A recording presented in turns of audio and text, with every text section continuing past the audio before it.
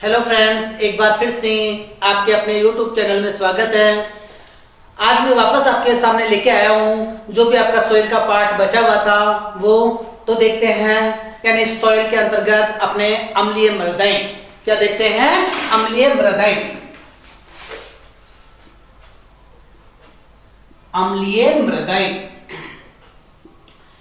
पहली चीज देखो, एक मैं आपको पीएच स्केल बता देता हूं, उसके बाद में अपन बात करेंगे अम्लीय मृदाओं की। पीएच स्केल, और ये दिया था सोरेनसन ने, वैज्ञानिक का नाम सोरेनसन। इस पीएच स्केल के ऊपर 0 से 14 अंक अंकित होते हैं। कितने अंक अंकित होते हैं? 0 से 14 अंक अंकित होते हैं। यहां पर आता है 7, और जो 7 होता है वो होता है उदासी। क्या होता है? उदासी। आ गई समझ में? अब आ जाते हैं 7 से कम यानी अम्लीय। 7 से कम क्या हो गया? अम्लीय। यानी जिन मृदाओं का पीएच क्या होता है 7 से कम, वो मृदाएं किस प्रकार की होगी? अम्लीय होगी। इसके बाद आते हैं यानी 7 से 14, तो यहां पर आ जाता है अपने एक शब्द और लेते हैं 8.5। क्या लेते हैं? 8.5। 7 से 8.5 तक जिन मृदाओं का पीएच होता है वो होती है अम्लीय। कौन सी होती है? अम्लीय होती है। सॉरी लवणीय। कौन सी होती है? लवणीय। और उसके बाद बात करें यानी ग्रेटर देन 8.5, यानी 8.5 से 14 तक वो मृदाएं आपकी कौन सी होती हैं? क्षारीय। कौन सी होती हैं? क्षारीय होती हैं। ठीक है।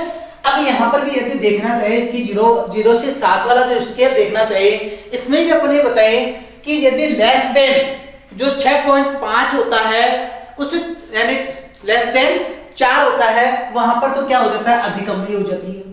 यानी यहां पर अपने बता दिया 4 पीएच, तो यह हो गई अधिक अम्लीय। 4 पे तो क्या हो गया? अधिक अम्लीय हो गया। इसके बाद अपन ने बताया कौन सा पीएच, यानी 6 से 6.5 वाला। 6 बता दो, 6 वाला क्या हो गया? मध्यम। और उसके बाद में 6.5 के बाद में अपन बात करें तो वो आ जाता है आपका कम अम्लीय। तो आपको उसमें भी डिफाइन कर सकते हैं। अब चलते हैं, यानी अपने कहा अम्लीय मृदाएं अपने को पढ़ना है, वे मृदाएं जिनका पीएच क्या होता है? लेस देन 7 होता है। कितना होता है? लेस देन 7 होता है। उनको अपन क्या कहते हैं? अम्लीय मृदाएं कहते हैं। और इस प्रकार की मृदाओं में कौन से आयनों की अधिकता और कमी पाई जाती है? तो यहां पर बताना है कि जो हाइड्रोजन आयन होते हैं उनकी और एल्यूमिनियम की तो क्या होती है? यहाँ पर अधिकता होती है। क्या होती है? अधिकता। और जो कैल्शियम, मैग्नीशियम और सोडियम होता है, calcium, magnesium, sodium and potassium, इनकी क्या पाई जाती है? कमी पाई जाती है। ये चीज बहुत बार पूछी गई, पूछा गया क्वेश्चन है कि अम्लीय मृदाओं में किन आयनों की अधिकता पाई जाती है? अधिकता बताना है आपको हाइड्रोजन आयनों की और एल्यूमिनियम आयनों की अधिकता पाई जाती है, और कमी बताना है कैल्शियम, मैग्नीशियम, पोटेशियम और सोडियम का। तो आपको ये चीज बताना है।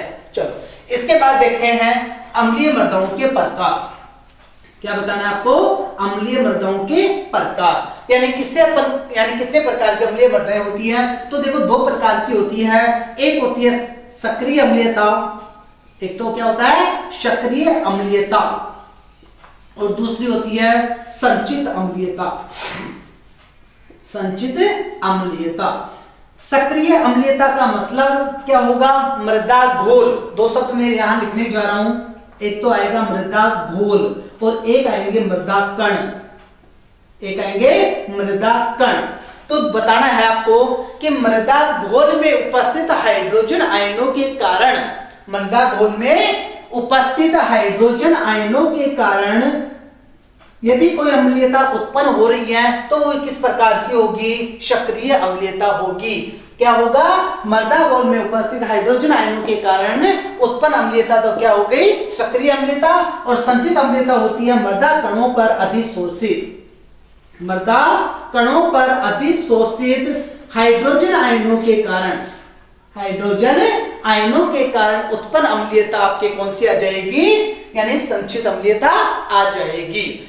डिफाइन और भी तरीके से कर सकते हैं अम्लीय मृदाओं की, कि वे मृदाएं जिनमें हाइड्रोजन आयनों की अधिकता हो, यानी क्या होती है अधिकता, और हाइड्रोक्सिल आयनों की क्या होती है कमी होती है, तो वो चीज भी आप बता सकते हो। ठीक है, इसके बाद आते हैं अम्लीय मृदाएं बनने के प्रकार, यानी बनने के कारण, क्यों बनती है अम्लीय मृदाएं।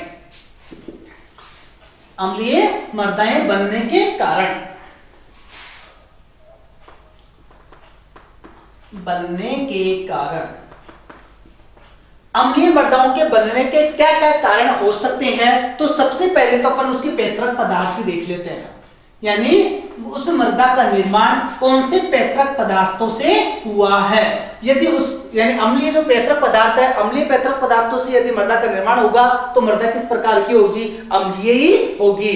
तो देखते हैं यहाँ पर, यानी जैसे ग्रेनाइट है, सिलिका है, क्वार्टज है, यानी पैतृक पदार्थों के रूप में क्या क्या है, ग्रेनाइट है, सिलिका है या क्वार्टज। यदि इन पदार्थों से मृदा का निर्माण हुआ है तो मृदा किस प्रकार की बनेगी, अम्लीय बनेगी। आ गया समझ में, यानी पैतृक पदार्थों के मतलब हो गया कि उन मृदाओं का निर्माण किससे हो रहा है, और यदि मृदा का निर्माण ग्रेनाइट से, सिलिका से या क्वार्टज से हो रहा है तो मृदा किस प्रकार की बनेगी, आपके अम्लीय बनेगी। चलो इसके बाद देखते हैं नंबर दूसरा पॉइंट, यानी अपन क्या कर रहे हैं, अम्लीय उर्वरकों का प्रयोग कर रहे हैं, यानी नाइट्रोजन युक्त उर्वरक जो भी है उनमें अम्लीय उर्वरकों का प्रयोग अपन क्या कर रहे हैं, रेगुलरली कर रहे हैं। और रेगुलरली अम्लीय उर्वरकों का प्रयोग करने से मृदा किस प्रकार की हो जाएगी, आपके अम्लीय हो जाएगी। अब इसके अंतर्गत एग्जांपल बताना चाहिए अपन, तो अपन बताएं कि अमोनियम सल्फेट का अपन रेगुलर यूज कर रहे हैं। अमोनियम सल्फेट मैंने उस टाइम पर भी बताया था, अमोनियम सल्फेट क्या होता है, अम्लीय प्रकृति का उर्वरक होता है, और अम्लीय प्रकृति का उर्वरक होने के कारण वो क्या करेगा, मृदा को अम्लीय बनाएगा। इसके अंतर्गत अपन दूसरा एग्जांपल और मैंने बताया था वहां पर अमोनियम नाइट्रेट, यानी जितने भी आपके अमोनियम वाले उर्वरक है वो आपको क्या, मृदा को किस प्रकार के बनाएंगे, यानी अम्लीय बनाएंगे। और उसके बाद आता है नंबर 3 पे अधिक वर्षा। क्या होगा, ज्यादा वर्षा होगी, ज्यादा वर्षा के कारण क्या होगा, पानी इकट्ठा हो जाएगा, पानी इकट्ठा होने के कारण क्या होगा, यानी वहां पर आपके मृदा किस प्रकार की बन जाएगी, अम्लीय बन जाएगी। तो ये बनने के कारण होते हैं। इसके बाद आता है इनका प्रबंधन, यानी इनको सुधारने के उपाय, प्रबंधन बोल दो या सुधारने के उपाय बोल दो। ठीक है, प्रबंधन। प्रबंधन के अंतर्गत देखो, सबसे पहले मैं आपको बता रहा हूं, जितने भी आपके चूने वाले पदार्थ हैं, नंबर 1 पे लिया आपने चूने वाले पदार्थों का प्रयोग, यानी जिनमें आपके चूना पाया जाता है उनका सबका यूज अपने को किन मृदाओं को सुधारने के लिए करना है, यानी आपके अम्लीय मृदाओं को सुधारने के लिए करना है।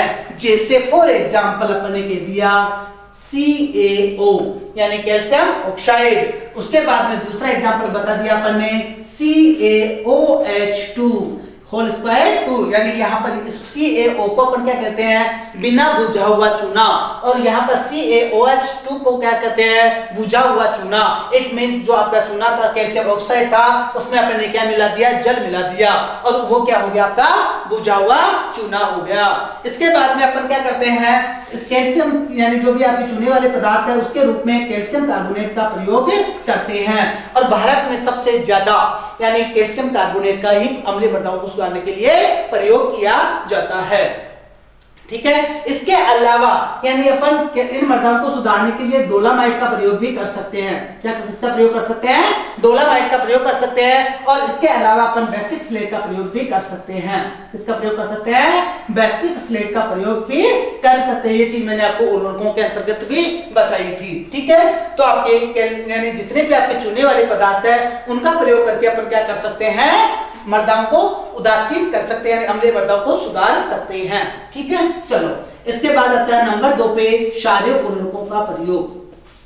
क्षारीय उर्वरकों का प्रयोग यानी अम्लीय मृदाएं हो गई, पीएच क्या हो गया, कम हो गया मृदाओं का, उनको बढ़ाना है, यानी आपको क्या करना है, क्षारीय उर्वरकों का प्रयोग करना है। क्षारीय उर्वरकों के अंतर्गत अपन क्या काम में ले लें, जैसे आपके सोडियम नाइट्रेट है, कौन सा उर्वरक अपन काम में लेंगे, क्योंकि ये वहां पर ये चीज भी मैंने बताई थी कि सोडियम नाइट्रेट कौन सी प्रकृति का है, क्षारीय प्रकृति का है। कैल्शियम नाइट्रेट अपन ने काम में ले लिया, क्या काम में ले लिया अपन ने, कैल्शियम नाइट्रेट अपन ने काम में ले लिया।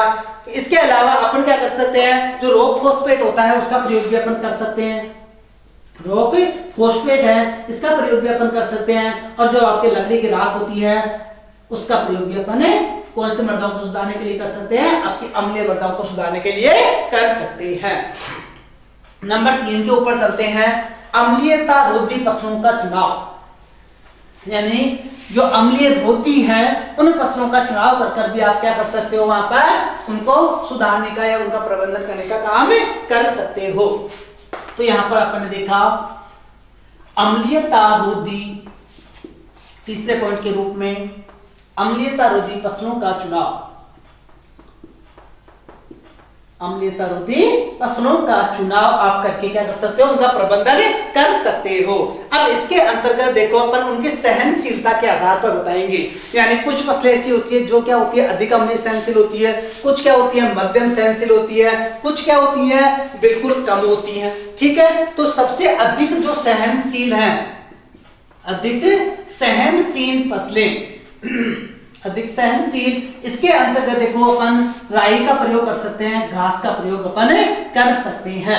यानी आपकी जो राई और घास होती है वो क्या होती है, अधिक अम्लीयता सहनशील फसलें होती हैं। इसके बाद आते हैं मध्यम सहनशील, क्या आता है मध्यम सहनशील। और मध्यम सहनशील के अंतर्गत अपन ने बता दिया गेहूं, ज्वार, मक्का, गन्ना, यानी गेहूं, ज्वार, मक्का और गन्ना ये क्या होती हैं, मध्यम सहनशील होती हैं। और उसके बाद आ जाते हैं सबसे कम सहनशील, सबसे कम सहनशील। देखो सबसे कम सहनशील के अंतर्गत अपन एग्जांपल लिखते हैं रिंजका का, रिंजका है, आपका बरसीम है, आपके फूल गोभी है, चुकंदर है, ये सारे एग्जांपल किसके अंतर्गत आते हैं, आपके कम सहनशील फसलों के अंतर्गत आते हैं। ठीक है, चलो इसके बाद देखो अपने, ये तो अपने आ जाता है अम्लीय मृदाओं को सुधारने के उपायों के अंतर्गत। अब आ जाता है नेक्स्ट अपन लेते हैं अपनी लवणीय मृदाएं। कौन सी मृदाएं लेते हैं, लवणीय मृदाएं लेते हैं।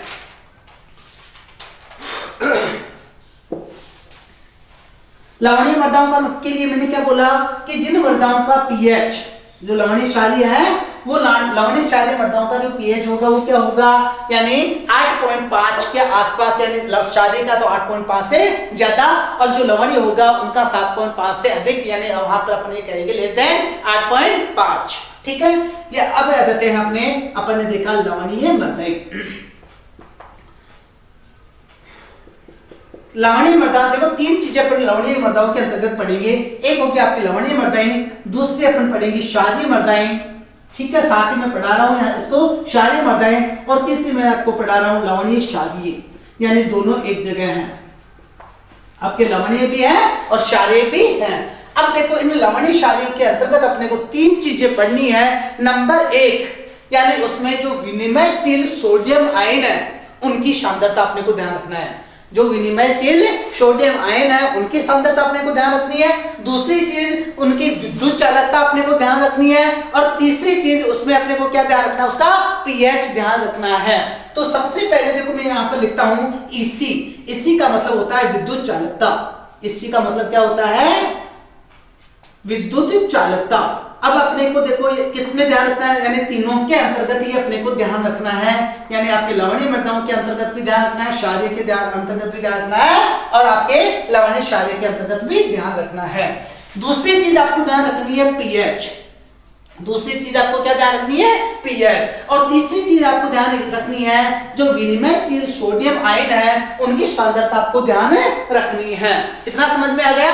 इतना समझने आने के बाद में मैं एक चीज वापस यहाँ बता रहा हूँ, वो चीज आपको ध्यान ये रखनी है कि जो लवणीय मृदाएं होती हैं उन लवणीय मृदाओं को अपन किस नाम से जानते हैं, सफेद ऊषर के नाम से जानते हैं। यहाँ लिख देता हूं, लवणीय मृदाओं को किस नाम से जानते हैं? सफेद ऊषर के नाम से जानते हैं। यानी सफेद ऊषर क्यों कहा? क्योंकि जो मृदा की ऊपरी सतह है उसके ऊपर क्या हो जाते हैं? लवण एकत्रित हो जाते हैं और लवणों का जो कलर होता है वो क्या होता है? बिल्कुल व्हाइट होता है, जिसके कारण अपन ने उसको क्या कह दिया? सफेद ऊषर कह दिया। उसके बाद आता है जो क्षारीय मृदाएं हैं, उनके क्षारीय मृदाओं को अपन क्या कहते हैं? काली ऊषर। क्षारीय मृदाओं को क्या कहते हैं?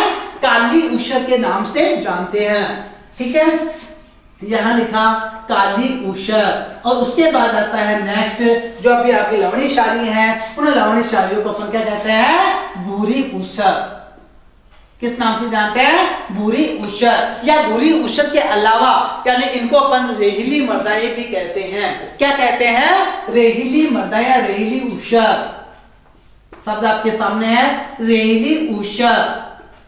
तो ध्यान रखना, भूरी ऊषर है, रेहिली ऊषर, लवणीय क्षारीय, काली ऊषर क्षारीय और सफेद ऊषर आपकी लवणीय मृदाएं। ठीक है, अब यहां पर देखो एक वापस और दूसरी चीज, विद्युत चालकता या तो 4 से कम होगी या ज्यादा होगी। क्या होगी? विद्युत चालकता या तो सभी मृदाओं में, मैं यहाँ पर सभी मृदाओं की बात कर रहा हूं, अभी मैं आपको बता भी देता हूं कि किन किन में क्या होता है। लेकिन एक चीज आपको सीक्वेंस से यदि आपको याद करना है जिंदगी में, कभी भूलोगे नहीं, ये ध्यान रखना। सीक्वेंस से याद रखोगे, क्वेश्चन पूछा जा सकता है उल्टा पुल्टा, लेकिन यहाँ सीक्वेंस से याद हो जाएगा आपको, जिंदगी में कभी भूलोगे नहीं। ये आपको विद्युत चालकता ही ध्यान रखनी है पहले। और विद्युत चालकता क्या होती है? 4 से कम या ज्यादा। क्या होती है? 4 से कम या ज्यादा। उसके बाद आता है पीएच। पीएच आता है 8.5 से कम या ज्यादा। 8.5 से कम या ज्यादा। और उसके बाद आता है विनिमयशील सोडियम आयनों की सांद्रता 15% से कम या ज्यादा। कुछ भी नहीं करना, जो भी विद्युत चालकता है तीनों मृदाओं में 4 अंक डाल दो। ये यहाँ मैंने 4 डाल दिया, यहाँ भी मैंने 4 डाल दिया और यहाँ भी मैंने 4 डाल दिया, तो हो गया काम। कम ज्यादा आगे करूंगा। उसके बाद आता है पीएच। पीएच के लिए देखो यहाँ आपका पीएच लिखा हुआ 8.5, यहाँ लिख दो, यहाँ 8.5 लिख दो और यहाँ 8.5 लिख दो। और उसके बाद आता है 15, यानी यहाँ पर अपन ने क्या लिख दिया? विनिमयशील सोडियम आयनों की सांद्रता लिख दी। ठीक है, अब अपने को क्या करना है? कम ज्यादा का काम करना है। यहां आ जाना, आपके सबसे पहली जो मृदा है, उसमें सबसे पहली जो मृदा होती है उसकी विद्युत चालकता होती है 4 डेसी साइमन प्रति मीटर से अधिक। डीएस प्रति मीटर। विद्युत चालकता कितनी होती है? 4 डेसी साइमन। 4 डेसी साइमन प्रति मीटर से अधिक कितनी होती है? वापस सुन लो, 4 डेसी साइमन प्रति मीटर से अधिक। पहली चीज यदि आपके अधिक है, दूसरी और तीसरी चीज आपकी क्या है? कम है। यानी आपके यहां आ जाते हैं अम्लीय मृदाओं का जो पीएच होगा वो क्या होगा? 8.5 से कम होगा। और जो विनिमयशील सोडियम आयनों की सांद्रता है वो क्या होगी? 15% से कम होगी। हो गया काम। चलो आगे देखो, ये रहा अपने, यानी कौन सी मृदा है? क्षारीय मृदा है। पहली चीज आपको क्या करना है? ज्यादा करनी है। यानी जो विद्युत चालकता होगी वो किससे ज्यादा होगी? 4 डेसी साइमन प्रति मीटर से ज्यादा होगी। आ गया समझ में? अब यदि पहली चीज आपके ज्यादा है, दोनों चीजों को आपको क्या करना है? कम करना है। यानी पीएच 8.5 से क्या होगा? सॉरी बताने में थोड़ा सा उल्टा बता दिया मैंने। यानी जो विद्युत चालकता होगी वो 4 डेसी साइमन प्रति मीटर से कम होगी। अब दोनों चीजों को क्या करना है? ज्यादा करना है, क्योंकि पहली कंडीशन में देखा था ये ज्यादा, यहाँ क्या हो गया? ये कम। यहाँ कम है, ये क्या हो गया? ज्यादा। यहाँ पर ये कम है, यहाँ पर ये क्या हो गया? ज्यादा। और लवणीय क्षारीय के अंतर्गत आपके टेंशन फ्री होके क्या कर देना? सभी चीजों को ज्यादा कर देना। क्या कर देना है? सभी चीजों को ज्यादा कर देना है। ठीक है, ये आपके बिल्कुल आसानी से समझ में आ गया। और ये चीज यदि आपको जिंदगी यानी यहाँ पर इस सीक्वेंस से याद करोगे, जिंदगी में कभी भूलोगे नहीं। और किसी क्वेश्चंस को यानी आप छोड़ के नहीं आओगे, ये ध्यान रखना। चलो इसके बाद अपन देखते हैं, यानी जो भी आपके लवणीय मृदाएं हैं उन लवणीय मृदाओं का प्रबंधन क्या पढ़ना है अपने को? लवणीय जो लवणीय क्षारीय मृदाएं हैं उन लवणीय क्षारीय मृदाओं का अपने को प्रबंधन पढ़ना है। रिटर्न करते जाना साथ साथ, क्योंकि देखो कोई भी चीज होती है उसको अपन क्या करते हैं? ओरली पढ़ते हैं। उस ओरली से ज्यादा वो चीज अपने को रिटर्न से यदि होती है तो ज्यादा याद होती है। ठीक है, चलो क्या पढ़ना है अपने को? प्रबंधन पढ़ना है, मैनेजमेंट इनका पढ़ना है। इनको सुधारने के उपाय अपने को पढ़ने हैं। देखो लवणीय जो क्षारीय मृदाएं होती है इनको सुधारने के लिए सबसे पहले ले लेते हैं अपना भौतिक उपाय। क्या काम में लेते हैं? भौतिक उपाय। भौतिक उपाय का मतलब मृदा सतह पर लवण एकत्रित है, ठीक है, लवण एकत्रित है तो क्या करो, लवणों को इकट्ठा कर लो हाथ से, ये क्या आपका भौतिक। फिर उसके बाद में अपन क्या करें, खेत में पानी भरे और खेत में पानी भरकर तेज बहार के साथ क्या कर दें, यानी बाहर निकाल दे खेत से, वो क्या हो गया भौतिक उपाय। तीसरी चीज यानी जो लीचिंग होता है, निक्षालन होता है। निक्षालन का मतलब पहले पढ़ा चुका, यानी जो भी लवण है उनको पानी में घोलो और निचले क्षेत्रों में भेज दो, ठीक है, वो क्या आ जाएगा, किसके अंतर्गत आ जाएगा, भौतिक उपाय के अंतर्गत आ जाएगा। तो आपने यहां बता दिया खुरचना।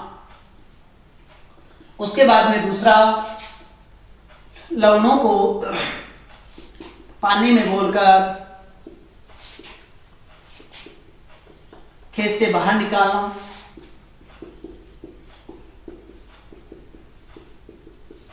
उसके बाद अपन ने देखा लीचिंग, ठीक है, लीचिंग या जिसको अपन क्या कहते हैं, अपक्षालन।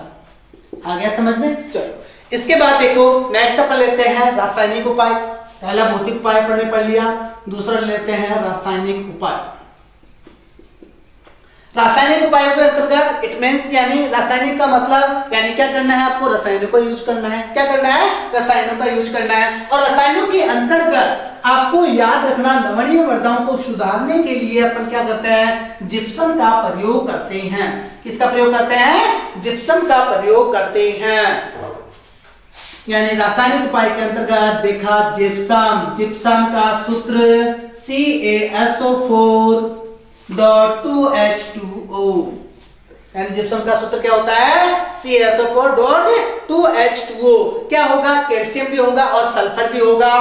क्वेश्चन पूछ लिया जाता है कि कैल्शियम कितना होता है, 29.2%। तो क्या होता है, जिप्सम में कैल्शियम होता है, और जो सल्फर होता है वो होता है 18.6%। कितना होता है?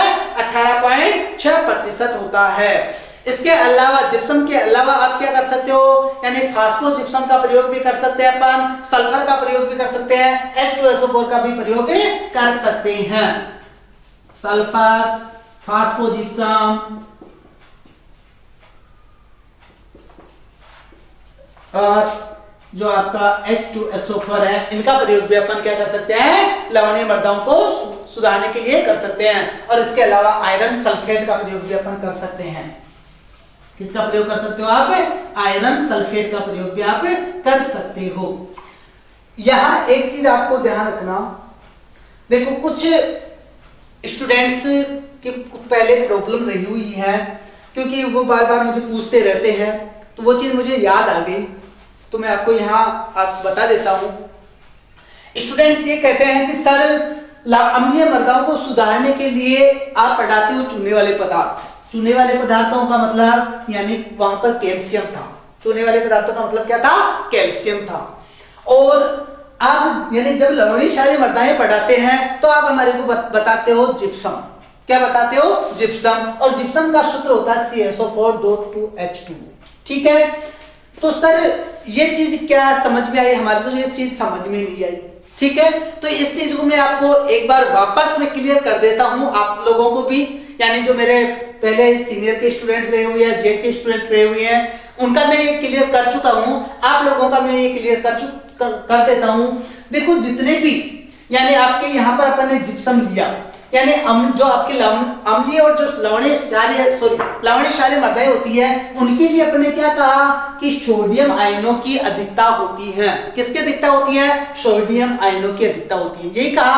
अब देखो यहाँ पर अपने काम में लिया जिप्सम, और जिप्सम में था CaSO4.2H2O, यानी मृदा कणों पर अधिशोषित वर्तमान में कौन है? ये सोडियम है, क्योंकि सोडियम आयनों की क्या हो रही है? अधिकता हो रही है। सोडियम आयनों की अधिकता हो रही है, क्या होता है, अपन यदि डायरेक्ट चूना काम में ले लें तो चूने के साथ में तो कुछ है ही नहीं, यानी चूना क्या है, खुद मृदा कणों पर अधिशोषित होगा, और ये सोडियम होता है, ये सोडियम किसी के साथ में जुड़कर क्या होगा? निक्षालित होगा, अकेला निक्षालित नहीं होगा। तो यहाँ पर अपन इसको निक्षालित करने के लिए क्या करते हैं, यानी यहाँ पर अपने सल्फर काम में आती है, जो सल्फेट होता है आपका वो सल्फेट काम में आता है, यानी यहाँ पर जुड़ता है CaSO4 2H2O। अपन ने मृदा में क्या डाला है, सोडियम आयनों की अधिकता थी, अपन ने मृदा में क्या डाला, जिप्सम डाला। अब यहाँ पर जिप्सम डालने से होता क्या है, यानी आपका जो कैल्शियम होता है वो तो मृदा कणों पर अधिशोषित हो जाता है, और जो सोडियम है वो सोडियम क्या होता है, सल्फर के साथ जुड़ जाता है, यानी क्या बना लेता है, सोडियम सल्फेट बना लेता है। और ये सोडियम सल्फेट क्या होता है, निक्षालित पदार्थ होता है। क्या होता है, निक्षालित पदार्थ होता है। आज के बाद में कभी भूलना मत, कभी कंफ्यूज मत होना इस चीज के लिए, ये चीज मैंने आपको क्लियर कर दी है। यानी यहाँ पर जो जिप्सम अपन ने काम में ली उसमें क्या हो रहा है, आपके कैल्शियम के साथ में सल्फेट जुड़ा हुआ है, कैल्शियम मृदा कणों पर अधिशोषित होगा, और जो सोडियम है वो सोडियम किसके साथ जुड़ेगा, सल्फेट के साथ जुड़ेगा, और सल्फेट के साथ जुड़कर क्या हो जाएगा, यानी निचले क्षेत्रों में चला जाएगा, क्योंकि वो निक्षालित पदार्थ था।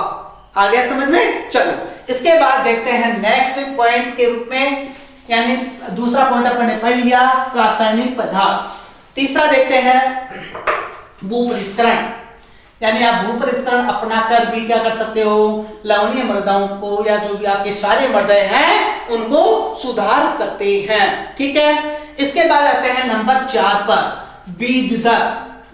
बहुत इंपॉर्टेंट है फ्रेंड्स यहाँ पर, क्यों, क्योंकि बीज दर यहाँ सामान्य से ज्यादा रखते हैं, और वो ज्यादा कितनी रखते हैं ये चीज अपन शुष्क खेती में भी पढ़ा था, लेकिन यहाँ और वहां में परसेंटेज में डिफरेंस आएगा। वहां था 10 से 15% और यहाँ पर आपको बताना है 15 से 20%, यानी सामान्य से 15 से 20% बीज दर अपन क्या करते हैं, अधिक रखते हैं। ठीक है, क्यों, क्योंकि सारे बीज का अंकुरण नहीं हो पाता है, और उस कंडीशन में अपन क्या करते हैं, बीज की मात्रा अपने को बढ़ा के चलनी होती है।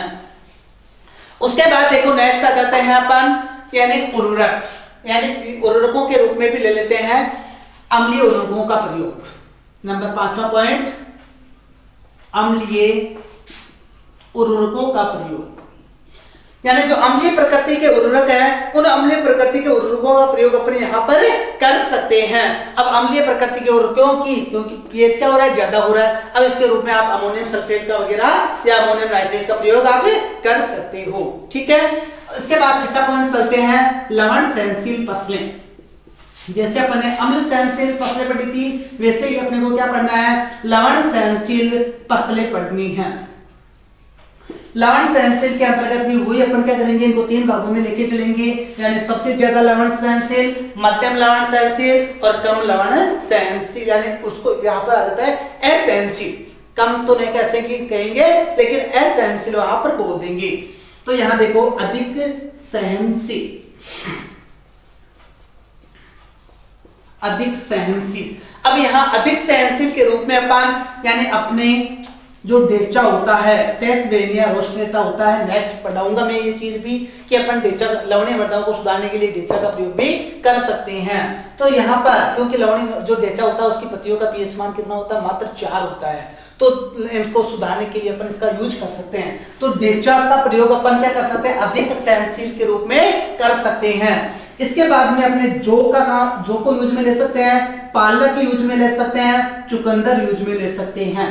यानी ये चीजें क्या है, ये फसलें किस प्रकार की है, अधिक सहनशील है। उसके बाद आता है मध्यम सहनशील। अपने पास में क्या आता है, मध्यम सहनशील। मध्यम सहनशील के आपके अंतर्गत आपको खाद्यान्न ध्यान रखना है, गेहूं, चावल, मक्का, जवार। ठीक है, ये मध्यम के अंतर्गत भी, अम्लीय के अंतर्गत भी यही पढ़ा था मध्यम में अपन ने, यानी जो भी आपकी खाद्यान्न क्रॉप्स थी वो थी मध्यम के अंतर्गत। और इसके बाद आता है असहनशील फसलें। असहनशील के अंतर्गत आपको ध्यान रखना, जितनी भी आपकी दलहनी फसलें होती हैं, पल्सेज होती हैं, वो दलहनी फसलें क्या होती हैं, आपकी बिल्कुल यानी असहनशील होती हैं, दलहनी फसलें। ठीक है, ये चीज अपने पढ़ी। अब कुछ वेराइटियां भी पढ़ लेते हैं, कुछ क्रॉप विशेष की। तो क्रॉप विशेष के अंतर्गत देखो, यानी जौ की बात करें, क्यों, क्योंकि जौ को सबसे ज्यादा अपन लवणीय के अंतर्गत उगाते हैं। तो जौ की अपन क्या करें, वेराइटी अपनाए। तो वेराइटियों के अंतर्गत याद रखना BL2, यानी लड़दू, Bl2 जो वैरायटी है इसका यूज अपन सबसे ज्यादा करते हैं। इसके अलावा आपके Rd103 वैरायटी अपन क्या कर सकते हैं, लवणीय मृदाओं में उगा सकते हैं। इसके अलावा Rd31 का प्रयोग अपन कर सकते हैं। इसके अलावा आप Rd37 का प्रयोग कर सकते हो। फिर बात आती है धान की। फिर बात किसकी की अपन ने, धान की बात की। धान की अपन क्या कर सकते हैं, IR8 वैरायटी है। कौन सी वैरायटी, IR8 वैरायटी है, इसका यूज कर सकते हैं। पूसा 221 का प्रयोग कर सकते हैं, पूसा 221 का प्रयोग कर सकते हो, लूणीश्री का प्रयोग कर सकते हो और पद्मा का प्रयोग कर सकते हो। लूणीश्री पद्मा यानी IR8 पूसा 221 लूणीश्री पद्मा का यूज आप कौन यानी किस रूप में कर सकते हो, लवण सहनशील किस्मों के रूप में कर सकते हो। फिर बात आती है गेहूं की। किसकी बात कर रहे हैं, गेहूं की। गेहूं के रूप में देखो, गेहूं की किस्मों के रूप में आप KRL14 का ध्यान रख सकते हो, KRL14 इस वैरायटी को सबसे ज्यादा अपन उगाते हैं। फिर आता है आपका K65 यानी खारचिया 65, खारचिया 65 आप उगा सकते हो। इसके अलावा राज 3077 जो आपके राजस्थान में सबसे ज्यादा प्रचलित वैरायटी है उसका यूज आप कर सकते हो, राज 3077। ठीक है, चलो इसके बाद में अपन चलते हैं नेक्स्ट यानी तरबूज पर।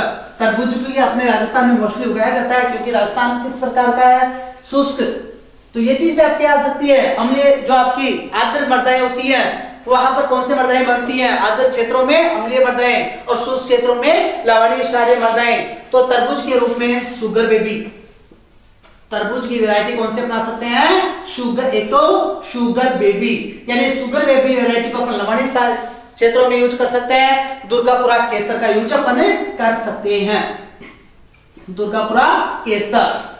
ठीक है, और उसके बाद ले लेते हैं अपन नेक्स्ट क्रॉप के रूप में अलसी। अलसी की क्रॉप भी अब यानी अपन लवणीय के लिए उगाते हैं। अलसी के रूप में त्रिवेणी, अलसी के रूप में अपन कौन सी वैरायटी ले सकते हैं, त्रिवेणी वैरायटी का यूज कर सकते हैं। तो ये आपके कुछ वैरायटियां थी जो मैंने आपको बता दी। उसके बाद चलते हैं नेक्स्ट अपन यानी नेक्स्ट पॉइंट कौन सा था मेरे को याद नहीं आ रहा, लेकिन मैं लास्ट ऐसे बता देता हूं, जैविक उपाय। आपका शायद छठा था या कौन सा था वो देख लेना आप। तो जैविक उपाय, जैविक उपायों के अंतर्गत अपने को क्या करना है, यानी जैसे डेचा का यूज करना है, यानी हरी खाद के रूप में अपन डेचा का प्रयोग करते हैं। और मैंने हरी खाद पढ़ाई थी, वहां पर भी मैंने इसको अच्छी तरह से आपको समझा दिया था कि जो भी आपकी लवणीय मृदाएं होती हैं उन लवणीय मृदाओं को सुधारने के लिए डेचा का प्रयोग किया जाता है। क्यों, क्योंकि डेचा की जो पत्तियां होती हैं उन पत्तियों का जो पीएच होता है, पत्तियों का जो पीएच होता है वो कितना होता है, मात्र 4 होता है। और 4 पीएच होने के कारण क्या होता है, अपनी जो लवणीय मृदाएं होती है उनका पीएच क्या हो जाता है, कम हो जाता है। ठीक है, इसके बाद चलते हैं नेक्स्ट यानी इसके बाद में जो भी आपका जैविक उपायों के अंतर्गत अपन ने देखा कुछ खरपतवार, उनका प्रयोग भी अपन कर सकते हैं। खरपतवारों के अंतर्गत अपन सत्यानाशी है, धमासा है, इनका प्रयोग कर सकते हैं। यानी लवणीय मृदाओं को सुधारने के लिए किस खरपतवार का प्रयोग कर सकते हो, सत्यानाशी या धमासा का प्रयोग कर सकते हो। तो यह आपके किन उपायों के अंतर्गत आता है, जैविक उपायों के अंतर्गत आता है। इसी के साथ में आपकी अम्लीय लवणीय मृदाएं कंप्लीट होती हैं। Thank you. इसी के साथ में एक चीज और लास्ट में बोल देता हूं, यदि अभी तक आपने हमारे चैनल को लाइक एंड सब्सक्राइब नहीं किया है तो कृपया आप हमारे चैनल को सब्सक्राइब कीजिए, वीडियो को लाइक कीजिए, शेयर कीजिए ताकि अधिक से अधिक स्टूडेंट के पास में पहुंच सके। ठीक है, थैंक यू।